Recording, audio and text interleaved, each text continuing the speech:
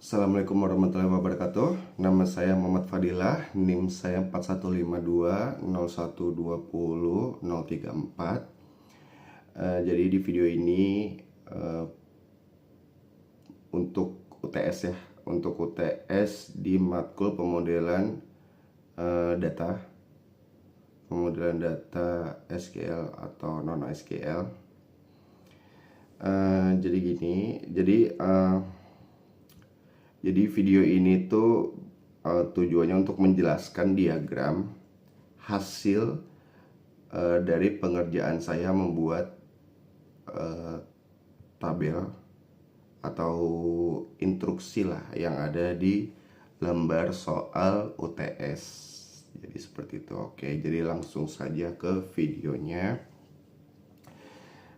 Jadi yang pertama ini adalah model ini, jadi bisa dilihat ini di tabel ini.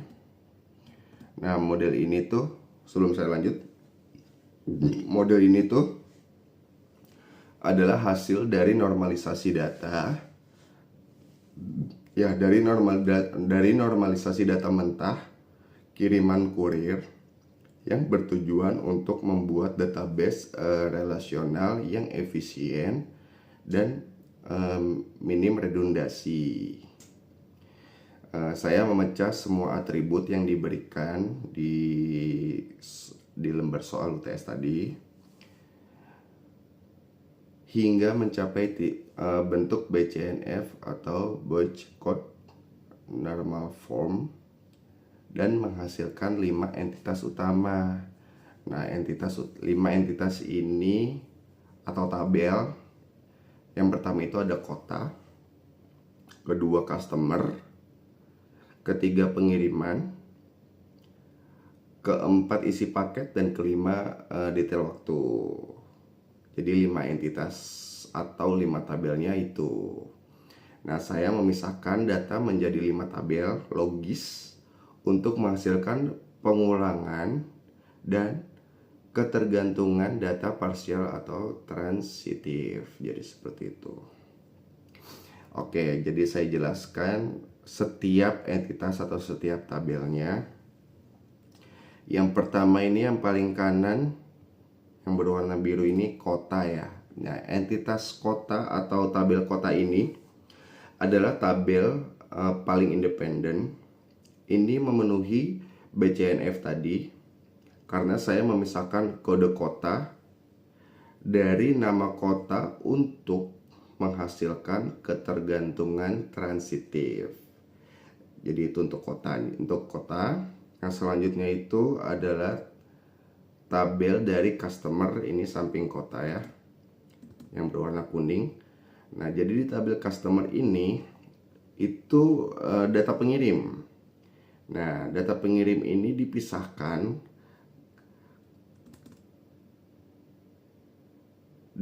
dengan pengiriman ya, maksudnya karena satu customer dapat membuat banyak pengiriman.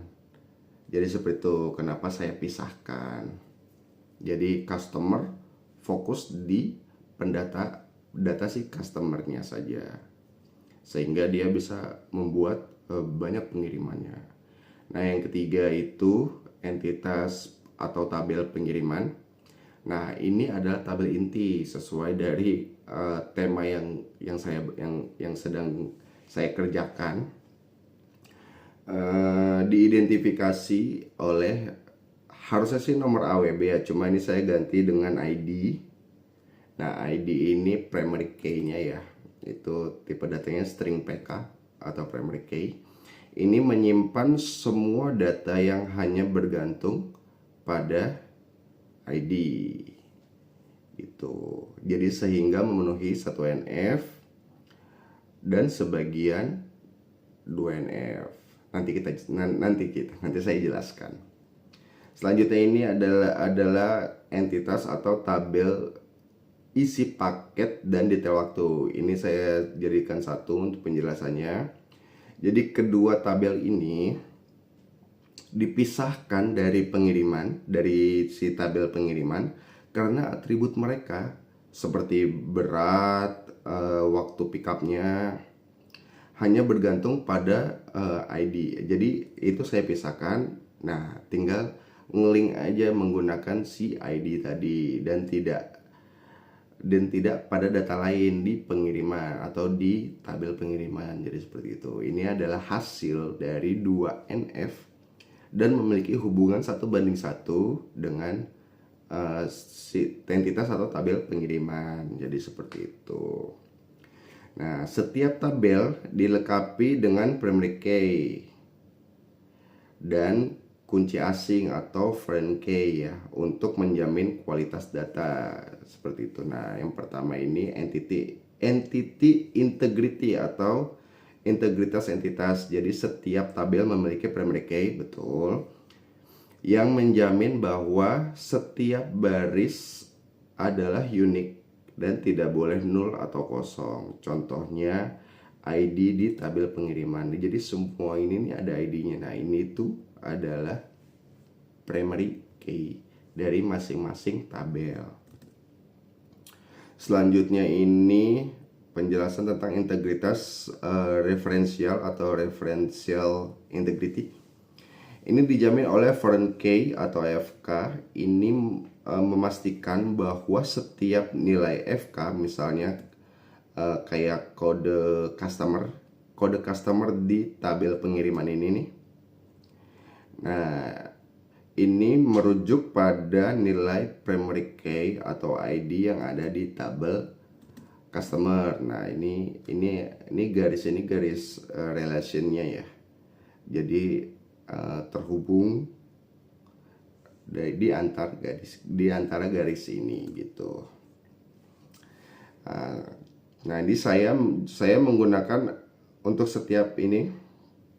Pertama ini saya menggunakan aturan on delete restrict. Nah, ini pada hubungan 1:n, misalnya 1.2n ini misalnya customer ke pengiriman. Jadi untuk mencegah penghapusan data induk jika masih digunakan oleh data anak, jadi gitu. Jadi tidak mengganggu gitu. Jadi restrict atau dibatasi lah gitu. Selanjutnya ini saya menggunakan on delete cascade juga pada hubungan 1:1. Ini misalnya pengirim tabel pengiriman ke si isi paket. Nah, jadi sehingga jika paket utama dihapus, data detailnya juga akan ikut terhapus.